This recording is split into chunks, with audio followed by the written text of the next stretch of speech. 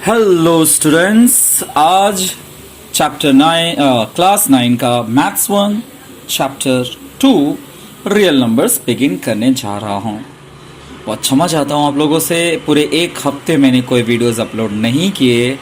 But बच्चों, आपको पता है कि ऑनलाइन लेक्चर्स ये सब कुछ करते करते बहुत टाइम निकल जाता है। फिर भी आज कोशिश करके मैंने चैप्टर 2 के वीडियोस स्टार्ट कर दिए हैं। अब मैं कोशिश करूंगा कि डेली आपको एक वीडियो ज़रूर अपलोड करूंगा, आप बने रहिए। तो भैया चैप्टर 2 रियल नंबर स्टार्ट हो जाता है। इसका ज्ञान पिछले ज्ञान से लेना है, यानी कि चैप्टर 1 से लेना है। चैप्टर 1 में क्या सीखा था आपने? नंबर सिस्टम सीखा था। क्या था नंबर सिस्टम? आपने कुछ सीखा था कि किसे रियल नंबर कहते हैं।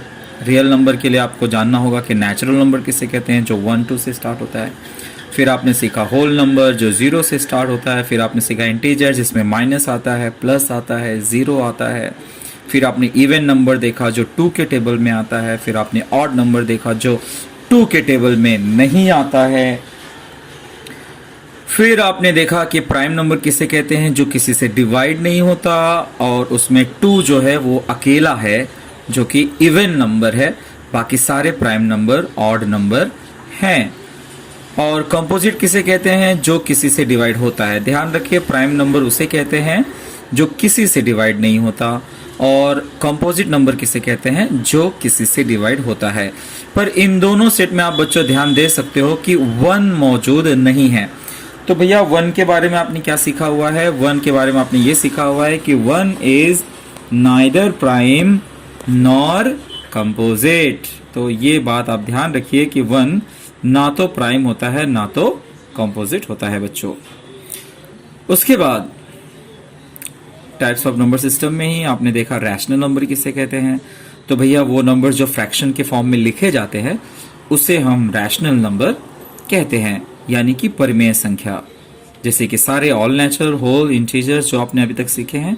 और ऐसा डेसिमल फ्रैक्शन बच्चों, ऐसा डेसिमल फ्रैक्शन जो टर्मिनेट हो जाता है। टर्मिनेट का मतलब क्या होता है, अगर मैं सरल शब्दों में समझाऊं तो ऐसा डिवीजन जो जिसका रिमाइंडर 0 आ जाता है। 0 आ जाता है, इसका मतलब क्या हुआ बच्चों? कि वो डिवीजन एंड हो जाता है। तो ऐसे डेसिमल्स जिसमें आपको उसके बाद कुछ और नहीं रहता। नॉर्मली अगर कुछ और रहेगा तो 3.2 3 4 5 6 फिर डॉट डॉट डॉट लिख देगा, पर ये एंड हो रहा है बच्चों। तो ये होता है टर्मिनेटिंग डेसिमल। और उसके बाद non terminating but recurring. Recurring का मतलब क्या हुआ बच्चों? जिसमें कोई भी डेसिमल के बाद वाला नंबर बार बार रिपीट हो रहा होगा। जैसे कि ये देखिए, आप इसमें आप देख सकते हैं कि 1 2 1 2 1 2 रिपीट हो रहा है। इसमें 1 2 के बाद 3 3 3 3 3 लगातार रिपीट हो रहा है। ठीक है, तो जो आपने देखा रैशनल, इसके बाद इरैशनल में इरैशनल नंबर क्या होता है? जो P अपॉन Q के फॉर्म में एग्जैक्टली नहीं लिखा जा सकता। जैसे कि सारे के सारे non terminating and non recurring numbers. जैसे कि आप ये देख सकते हो, ये जो डेसिमल फॉर्म है बच्चों, ये रिपीटेटिव नहीं है। इसमें हर बार पैटर्न अलग अलग आ रहा है और ये एंड भी नहीं हो रहा है, और डॉट डॉट डॉट आते चले गए। जैसे कि फॉर एग्जाम्पल आप वैल्यू ऑफ पाई ले सकते हो।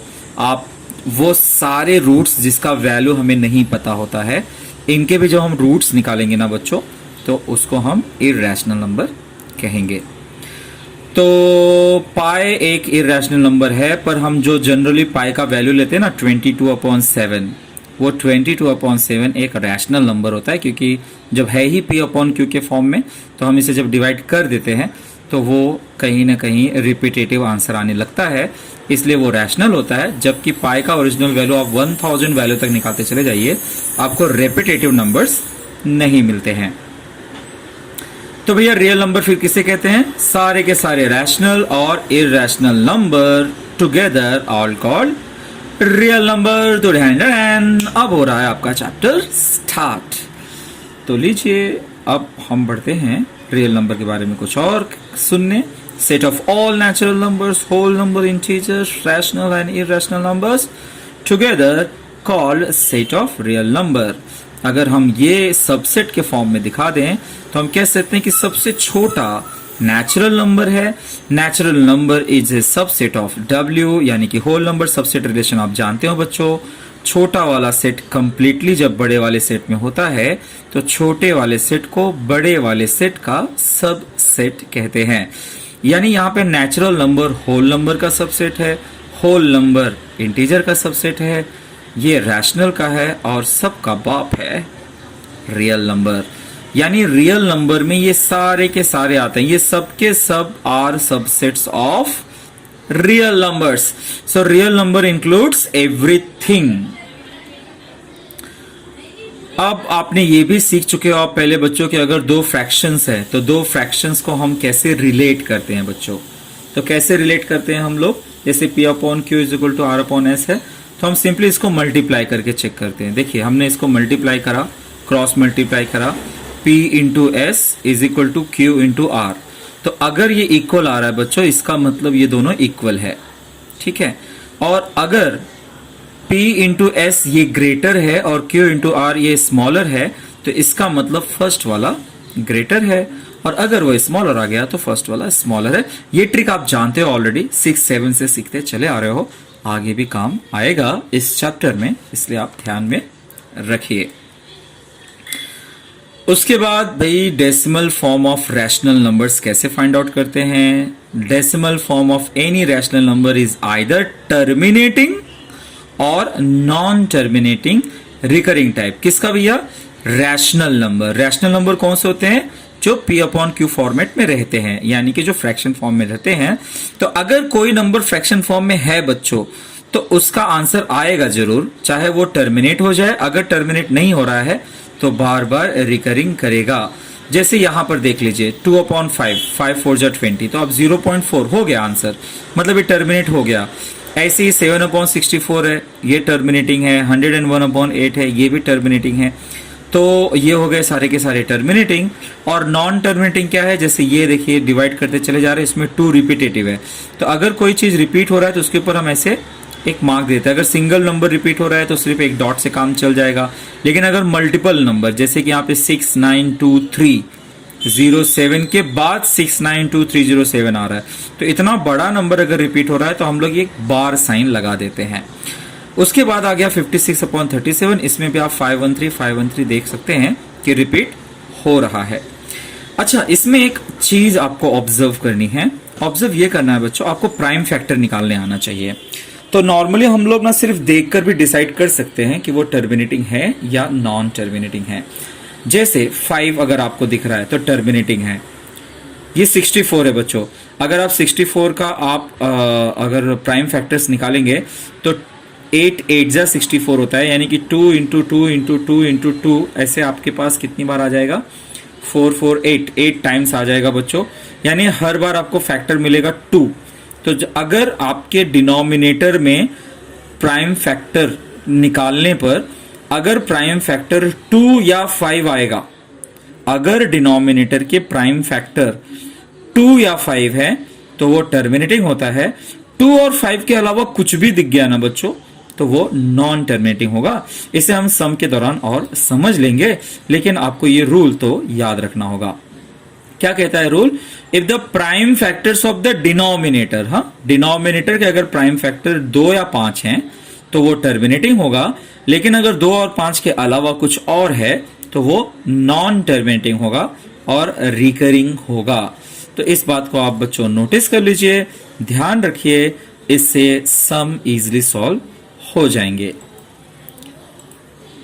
देखिए जैसे कि पहला ही सम है हमारा 2.1 का, कि आपको आइडेंटिफाई करना है कि वो टर्मिनेटिंग है या नॉन टर्मिनेटिंग है। जैसे 13/5, तो अगर डिनोमिनेटर में 2 या 5 दिख रहा है बच्चों तो टर्मिनेटिंग है ये, इसमें कुछ सोचने वाली बात नहीं है। 5 का फैक्टर 1 इंटू 5 है, इसका मतलब since 5 is the only factor, prime factor of the denominator, hence conclusion आ गया कि वो टर्मिनेटिंग टाइप है। अगर आपको डाउट हो तो आप साइड में डिवाइड करके देख सकते हैं, आपको मिल जाएगा वो टर्मिनेटिंग हो रहा है। सेकेंड है 2/11, तो 2/11 में अगर 11 के फैक्टर करें बच्चों तो 1 and 11 है। मतलब हमारा कंडीशन क्या कहता है, हमारा कंडीशन कहता है कि अगर 2 और 5 दिखा तो टर्मिनेटिंग होगा। तो 11 का फैक्टर तो 1 इंटू 11 है, इसमें 2 और 5 नहीं दिख रहा है, नहीं दिख रहा है, इसका मतलब अदर देन 2 5 है, अदर देन 2 5 है, तो इसका मतलब ये नॉन टर्मिनेटिंग और रिकरिंग टाइप है। तो ये दोनों सम को ध्यान से आप समझ लेना। अगर आपको डिनोमिनेटर के प्राइम फैक्टर में 2 या 5 दिखेगा बच्चों, सिर्फ तभी आपको डिसाइड करना है कि वो टर्मिनेटिंग है। अगर 2 और 5 के अलावा कुछ भी एक्स्ट्रा दिख रहा है या नहीं दिख रहा है 2 और 5, तो आपको समझ जाना है कि वो नॉन टर्मिनेटिंग है। कुछ और सम देखते हैं, आपको समझ में आ जाएगा। जैसे 16 का प्राइम फैक्टर क्या होगा बच्चों? 16 का प्राइम फैक्टर होता है ये 2 इंटू 2 इंटू 2 इंटू 2। तो आपको देखो कुल मिला के क्या दिख रहा है? सिर्फ 2 दिख रहा है इसके अंदर। तो since the 2 is the only prime factor of the denominator, hence it's a terminating type. और अगर सेकेंड एग्जाम्पल देखें 125, तो 125 के फैक्टर्स निकाल के देखेंगे तो क्या आता है? 5 इंटू 5 इंटू 5। तो इसमें 5 दिख रहा है। अगर 2 दिख रहा है या 5 दिख रहा है तो वो टर्मिनेटिंग है। तो since 5 is the only prime factor of the denominator, hence the decimal form the rational number is terminating type. Done, very easy. अगर आपको 2 या 5 कुछ दिख रहा है तो वो टर्मिनेटिंग होगा। चलिए जल्दी से एक नस हम देख लेते हैं। इसी में 11/6 है, ये होता है 2 3 जा। तो बच्चों इसमें देखो सिर्फ 2 या 5 चलता है। यहां पर 2 और 5 के अलावा 3 दिख रहा है। 3 दिख रहा है मतलब ये नॉन टर्मिनेटिंग है। इस तरह से नॉन टर्मिनेटिंग रिकरिंग है। तो ध्यान रखना, प्राइम फैक्टर कंपल्सरी सिर्फ 2 या 5 ही चलेगा। अगर 2 और 5 के अलावा कुछ भी आपको एक्स्ट्रा दिख रहा है तो वो नॉन टर्मिनेटिंग और रिकरिंग रहेगा बच्चों। ठीक है, ओके। इसका सेकंड क्वेश्चन क्या कहता है? आपको डेसिमल फॉर्म में लिखना है। तो डेसिमल फॉर्म में लिखने के लिए बच्चों आपको डिवाइड करना पड़ेगा, पर कुछ इजी भी होंगे। जैसे इसके 2 जीरोज अगर मैं हटा दूं तो ऊपर एक डेसिमल लग जाएगा, कुछ इस तरह से। मैंने 2 जीरो रिमूव कर दिया। अब बस इसको आप 2 से डिवाइड कर दीजिए, 0.635 आ गया। हो गया इसका डेसिमल फॉर्म, वेरी इजी। 25/99, तो आपको डिवीजन आना चाहिए। ये देखिए मैंने आपको सारा डिवीजन यहाँ पे करके दे दिया। आप इसको फॉलो करिए, डिवीजन में मेहनत करिए। ठीक है, तो ये हमने डिवीजन कर दिया तो 0.25 आ गया है बच्चों। डिवीजन को आप जरा अच्छे से सीखिए, यानी बस आपने डिवाइड कर दिया और आपका आंसर आ गया। ये हो गया 0.25। इसी तरह से अगर हम थर्ड देखें, उसको डिवाइड करेंगे तो बड़ा लंबा डिवीजन होता है और ये हमें तब तक करना है जब तक रिपीट ना हो जाए। अगर आप देख सकते हैं यहाँ पे 7 3 जा 21 है, 2 बच रहा है। डेसिमल की वजह से 20 हुआ, 7 2 जा 14 हुआ, 6 बचा, 7 8 जा 56 हुआ, 4 बचा, 35 हुआ, 5 बचा, 49 हुआ, 1 बचा, 7 हुआ, 3 बचा, 28 हुआ, 2 बचा, जो स्टार्टिंग में था बच्चों। ये वाला 2 फिर से आ गया, यानी कि अगर मैं 20 कर दूंगा तो फिर यही रिपीट होगा, तब जाके हम रुके। तो ये छोटा सा पैकेट है, बड़ा धमाका है भाई। इसमें हमने करीब 6 डिजिट तक सॉल्व किया, तब जाके मालूम पड़ा कि वो रिपीटिंग है या रिकरिंग है। तो वो मेहनत आपको करनी पड़ेगी बच्चों। और ध्यान रखना, उसके ऊपर हमें इस तरह से एक बार ड्रॉ करना है। ये बार हमें बता देता है कि ये रिकरिंग है, नॉन टर्मिनेटिंग और रिकरिंग है बच्चों, तो ध्यान दे देना। उसके बाद अगर हम फोर्थ सम पे चले तो 5 से डिवाइड है, तो बड़ा इजी है, इसको हम डायरेक्टली लिखते हैं 0.8। और नेक्स्ट क्वेश्चन है 17/8।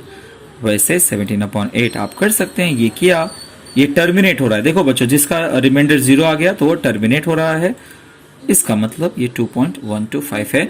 और वैसे भी आप अंदाजा लगा सकते थे कि टर्मिनेटिंग था, क्योंकि 8 के फैक्टर्स क्या हो गए? 2 इंटू 2 इंटू 2, सिर्फ 2 दिख रहा था, इसलिए टर्मिनेटिंग था और अंत में ये टर्मिनेट हो गया।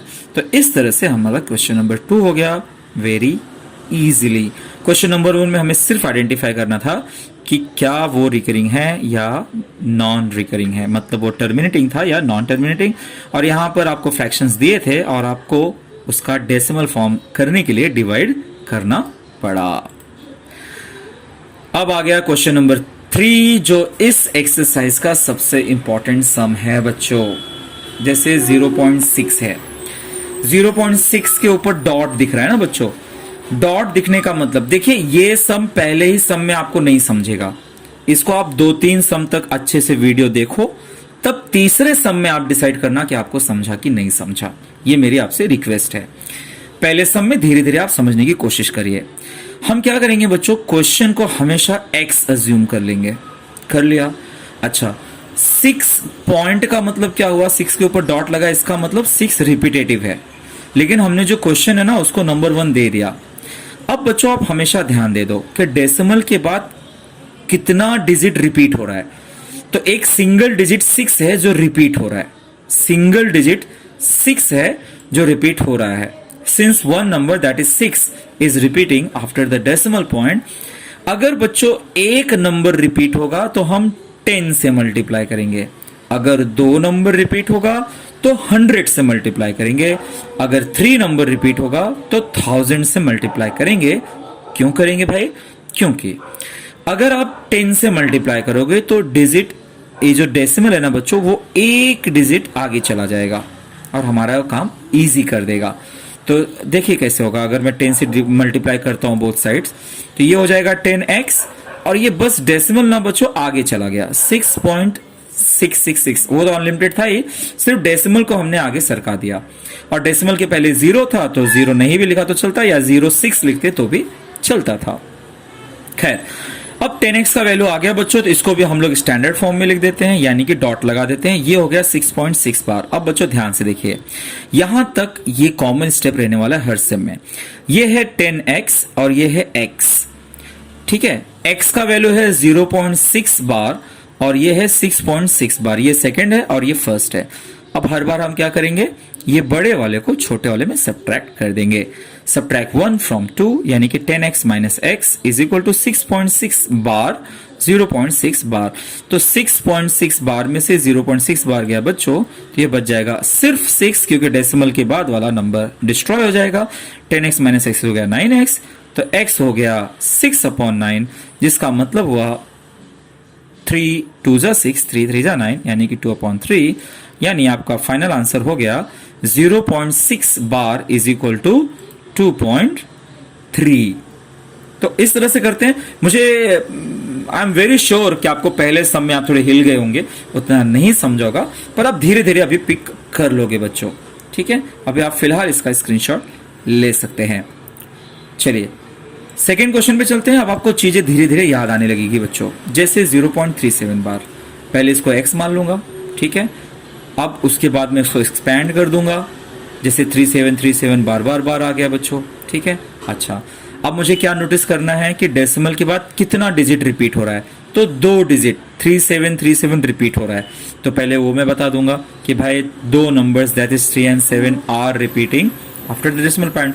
मैंने आपको क्या बताया था, अगर एक नंबर रिपीट होगा तो 10 से मल्टीप्लाई करेंगे। अब 2 नंबर रिपीट हो रहा है तो मैं किससे मल्टीप्लाई करूंगा, 100 से मल्टीप्लाई करूंगा। 100 से मल्टीप्लाई करने का फायदा क्या होगा बच्चों, डेसिमल 2 डिजिट आगे चला जाएगा, ये हो जाएगा 37.37, कुछ इस तरह से 37.3737, और इसको भी स्टैंडर्ड फॉर्म में लिख देते हैं। तो ये इस तरह से हो गया बच्चों। तो ये मेरा हो गया सेकंड, ये हो गया मेरा फर्स्ट। सेकंड में से फर्स्ट को सब्ट्रैक्ट कर देंगे। यही काम तब भी कर रहे थे, पहले 10x आया था तो 10x में से x किया, अब 100x आ गया तो 100x में से x कर देंगे। ये रहा इसका ये पॉइंट। अब बस 37 में से 0 गया तो 37 ही बचेगा, उसके बाद वाला डेसिमल गायब हो जाएगा। ये हो गया, और x इज इक्वल टू 37/99 हो गया। इसका मतलब 0.37 बार इज इक्वल टू 37/99। तो अब मैं उम्मीद करता हूं कि आपको थोड़ा थोड़ा और क्लिक हो गया कि भाई हमें देखना है कि डेसिमल के बाद कितना नंबर रिपीट होता है बच्चों, ठीक है। चलिए बढ़ते हैं सम नंबर 3 की तरफ। सम नंबर 3 कहता है 3.17 बार। आप ध्यान दे देना, ये सम में थोड़ा सा चेंज है। अभी तक आपको 0 पॉइंट समथिंग दिख रहा था, अब डेसिमल के पहले भी कुछ नंबर है तो वो भी साथ साथ चलता रहेगा। तो भाई इसका मतलब हुआ 17 रिपीट। आपको सिर्फ इतना ध्यान देना है कि डेसिमल के बाद कितना डिजिट रिपीट हो रहा है, डेसिमल के पहले आप अभी ध्यान मत दो। तो 2 डिजिट रिपीट हो रहा है, दैट इज 1 and 7। तो आपको किससे मल्टीप्लाई करना होगा, 100 से। 100 से मल्टीप्लाई करेंगे बच्चों, तो पहले सिर्फ 0 था तो 0 को हम ध्यान नहीं देते थे, लेकिन इस बार 3 है। डेसिमल 2 डिजिट आगे चला जाएगा, तो ये हो जाएगा यहां पर 17, यानी कि ये इस तरह से आ जाएगा 317। पहले सिर्फ 0 रहता था बच्चों, 0 आता ही नहीं था। अब 3 है तो 3 आ रहा है और डेसिमल आगे चला गया 317.1717। आप इसको अच्छे से लिख डालिए, 317.17 बार। काम वही है, 100x माइनस x कर देते हैं। इस बार सब्ट्रैक्शन पे ध्यान देना होगा आपको। 17 बार तो चला ही गया, 317 में से 3 गया तो 314 हो गया, और वहां पे 99 आ गया। बस x is equal to 314/99 cancel हो नहीं रहा है। ये आपका फाइनल आंसर हो गया कि 3.17 बार इज इक्वल टू 314/99। उम्मीद है अब तक आपको कॉन्सेप्ट अच्छी से क्लियर हो गया होगा बच्चों। ठीक है, बढ़ते हैं सम नंबर 4 की तरफ। सम नंबर 4 आपका इसमें आखिरी सम होने जा रहा है 15.89 बार। ठीक है, अब आप ही बता दीजिए कितने नंबर रिपीट हो रहे हैं। वेरी गुड, 2 डिजिट रिपीट हो रहे हैं। कौन से? 8 और 9। ठीक है, अगर वो रिपीट हो रहा है तो किससे मल्टीप्लाई करेंगे आप? शाबाश, 100 से मल्टीप्लाई करेंगे हम। अब 100 से मल्टीप्लाई कर दिए तो क्या हो जाएगा बच्चों? डेसिमल यहां चला जाएगा और नंबर क्या होगा? 1589.898989। ठीक है, अब उसको स्टैंडर्ड फॉर्म में लिख देंगे इस तरह से। अब क्या करेंगे? शाबाश, बहुत अच्छा। अब हम सेकेंड में से फर्स्ट को सब्ट्रैक्ट कर देंगे, ये कुछ इस तरह से। और सब्ट्रैक्ट करेंगे तो 89 में से 15 गया तो कितना बचा? 1574। बस डिवाइड कर दिया और आंसर आ गया। तो मैंने कहा था ना आपको कि फोर्थ सम तक पहुंचते पहुंचते ये सम आपको समझने लगेगा। ठीक है, सो ये था तरीका कैसे हम डेसिमल को फ्रैक्शन में बदलते हैं बच्चों। चलिए और एक सम उठा लेते हैं भाई, 2.514। यहां पे डेसिमल के बाद 3 डिजिट रिपीट हो रहा है बच्चों, तो ठीक है 3 डिजिट रिपीट हो रहा है तो 1000 से मल्टीप्लाई करना होगा आपको। कर दिया, 1000 से मल्टीप्लाई कर दिया तो बस डेसिमल चला गया 514 के बाद। और अब ये हमने स्टैंडर्ड फॉर्म में लिखा, काम वही है, सब्ट्रैक्ट करो। कर दिया, ये आ गया 2512। डिवाइड कर दो, आपका फाइनल आंसर। तो सब रिपीटेटिव था। अब फिफ्थ सम तक, अब अगर आपको अभी भी क्लियर है बच्चों तो मैं आपको रिक्वेस्ट करूंगा कि इस वीडियो को आप पीछे ले जाइए, फिर से क्वेश्चन नंबर 3 स्टार्ट करिए और फिर से एक एक पॉइंट पर ध्यान दे दीजिए। मुझे पूरा भरोसा है कि आप जब 2-3 बार देख लोगे तो ये जरूर समझ में आ जाएगा। अब जब आप कह रहे हो कि आपको समझ में आ गया है तो लीजिए, प्रॉब्लम सेट से मैं कुछ सम आपको दे रहा हूं, वो आपको करना है। देखिए ये कुछ क्वेश्चंस हैं जिनको आपको P/Q फॉर्म में लिखना है। हालांकि बाद में मैं प्रॉब्लम सेट के लिए अलग से वीडियो जरूर बनाऊंगा, लेकिन अभी आपके लिए ये टास्क है। और इन चीजों को आपको डिवाइड करके डेसिमल फॉर्म में लिखना है बच्चों। शायद आपके लिए √5 एक चैलेंजिंग सम होगा, लेकिन जब मैं प्रॉब्लम सेट 2 के अलग से वीडियो बनाऊंगा उस वक्त मैं इसे सॉल्व कर दूंगा। बहुत बहुत शुक्रिया जो आप वीडियो के आखिरी तक पहुंच चुके हैं। आज के लिए इतना ही। लाइक कर लीजिए और थोड़ा सा प्यारा सा कमेंट जरूर कर देना, शेयर भी जरूर कर दीजिए। शुक्रिया, thank you, bye bye, take care.